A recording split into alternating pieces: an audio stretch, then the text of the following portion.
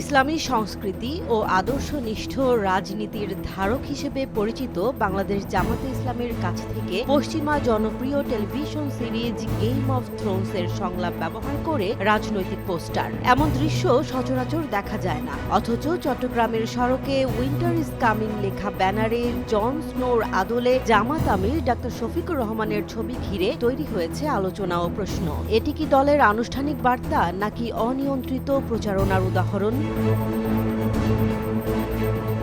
চট্টগ্রাম নগরের হালিশহর ও চকবাজার এলাকায় দেখা যায় এসব ব্যানার। পোস্টারগুলোতে গেম অফ থ্রোনস সিরিজের ভিজুয়াল অনুকরণে তুষারাচ্ছন্ন পটভূমি, নেকড়ের ছবি এবং জন স্নোর তলোয়ারের পরিবর্তে দাড়িপাল্লা হাতে জামাত আমিরের ছবি ব্যবহার করা হয়েছে। ব্যানারের নিচে লেখা হয়েছে দাদু ফান ক্লাব সিটিজি।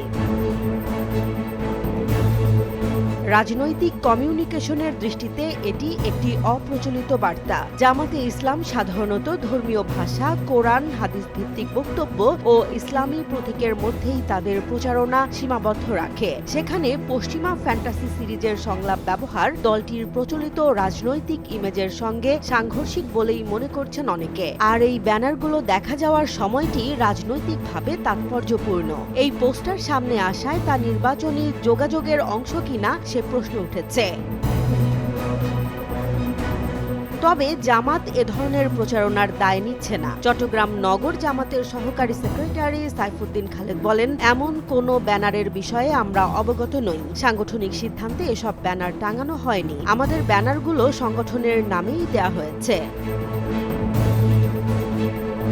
সামাজিক যোগাযোগ মাধ্যমে দাদু ফান ক্লাব সিটিজি নামে সদ্য খোলা একটি পেজ ও গ্রুপে এসব ব্যানারের ছবি পাওয়া গেছে। পেজটি খোলা হয়েছে রোববার, গ্রুপটি তারও কিছুদিন আগে। ছবিগুলো ছড়িয়ে পড়ার পর সামাজিক যোগাযোগ মাধ্যমে মিশ্র প্রতিক্রিয়া দেখা যাচ্ছে। কেউ এটিকে সৃজনশীলতা হিসেবে দেখছেন, আবার কেউ ইসলামী রাজনীতির সঙ্গে এর সাংঘর্ষিক দিক তুলে ধরে সমালোচনা করছেন।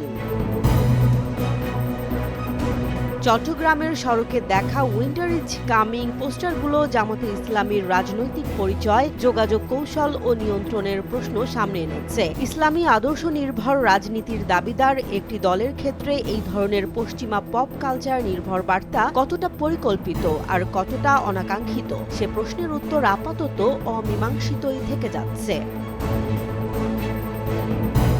জেসমিন জাহান, নিউজ ডেস্ক, জনবাণী।